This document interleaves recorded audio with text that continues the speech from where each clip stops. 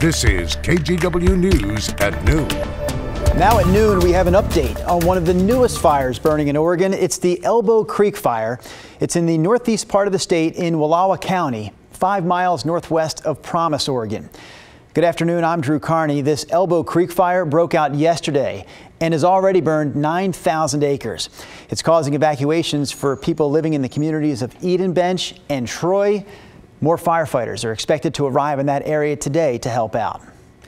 Not too far from the Elbow Creek Fire, on the other side of the Oregon-Washington border, is the Lick Creek Fire. That one is the largest wildfire in Washington right now, and it's forced the Forest Service to close all of the Umatilla National Forest. Fire crews in that area are also dealing with a third, smaller fire that's right between the Elbow Creek and Lick Creek Fire, so a lot happening in that spot. You can see from this map how the Umatilla National Forest stretches from Washington down into Oregon outside of La Grande. The forest could wind up being closed for several weeks. Now to an update on the largest wildfire burning in Oregon. In fact, it's the largest one in the country. We've been talking about this one for a week now. It's the Bootleg fire in southern Oregon, which has grown to more than 240,000 acres. And that has fire crews from more than a dozen states coming here to help out. The Bootleg fire is northeast of Klamath Falls. It's burned at least 75 buildings, many of them homes. Tim McCarley's family lives in a home near Bly, Oregon, so he figured their house was one of the ones that was lost. It turns out their house was spared. The flames are right behind us. The trees were exploding. I don't know why we were that fortunate. There's people here that have lost everything. More than 1,300 firefighters are working on the Bootleg fire, and it remains just 7% contained. Because of the ongoing wildfire risk, Crater Lake National Park is banning all fires until further notice. The Bootleg fire we just talked about, it's only about 30 miles southeast of the park, so this means no campfires at all, and smoking is only allowed in specific areas. There are other fires, more fires burning right now in Oregon and Washington, so full coverage of the region's wildfires can be found at KGW.com.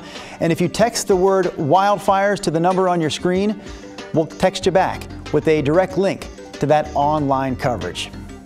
All right, let's bring Rod Hill into the mix. Rod, all week long here at noon, going into your first weather report, we've been talking about the wildfires, obviously no different today. Correct. The news overall not good. The weather helping somewhat today by far, and I do mean by far, we have the coolest temperatures in central and much of eastern Oregon and southern Oregon than we have seen in a while. I'll get to those in a moment. Here's kind of the big broad map. This doesn't show you every single fire that we are reporting on, but it gives you kind of a broad idea that there are a handful of fires in central Oregon.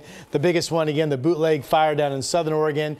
And then the biggest one in Washington, which was lightning caused, by the way, is this one up in here just near the Green Ridge fire that shows up on the map right there at 66,000 acres. Still no list of cause on that Bootleg fire in Oregon.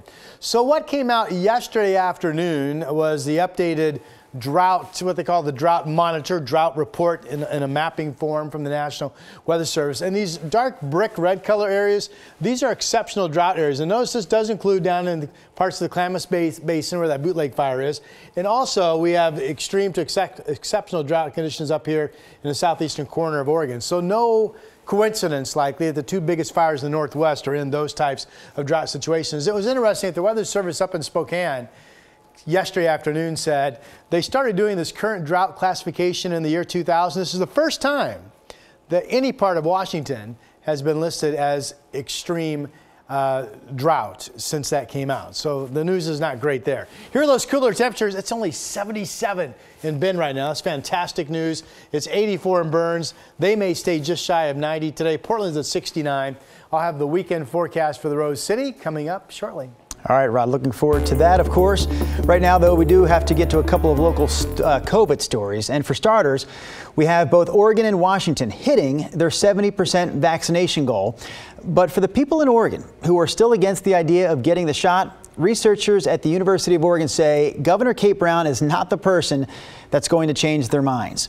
The university did a poll and found among people in Oregon who are still unvaccinated, the governor is considered one of the least trusted sources of information. The survey also found as household income goes down, so do vaccination rates. Same with education. As years of schooling go down, again, so do vaccination rates. The researchers say areas or counties where vaccination rates are low, those areas should lean on trusted doctors or nurses to get the vaccine messaging out. And that's what Dr. John Hitzman says he's trying to do. I saw a patient yesterday who was adamant that he's not going to get the vaccine, and he hasn't yet.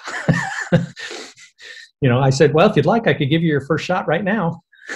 That's quite an answer to I won't get the vaccine. And so he did not get the shot yesterday, but I could tell from his facial expressions that he was at least listening to what I had to say. Dr. Hitzman said one of his concerns right now is that the virus continues to mutate and it may wind up transforming into something that the current vaccine can't stop. I was just like, what? I was just mind blank. Who is that, you may ask? Well, I'll tell you, that's 14-year-old Maya Kolarik. She was one of the winners of the Oregon the Oregon State's vaccine lottery. Maya was one of 5 12 to 17-year-olds to win a $100,000 scholarship. So she still has 4 years to decide where she wants to go to college. She's only going into the 9th grade, but she says she already knows she wants to be a chiropractor.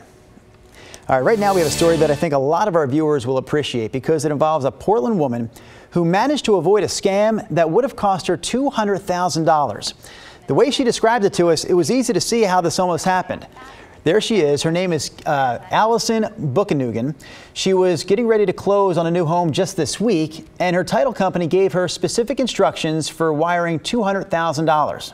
Then she says she started getting some emails that looked absolutely like they were from her escrow officer and her realtor. But those new emails were actually coming from scammers who were asking Allison to wire that $200,000 to a different account at a different bank.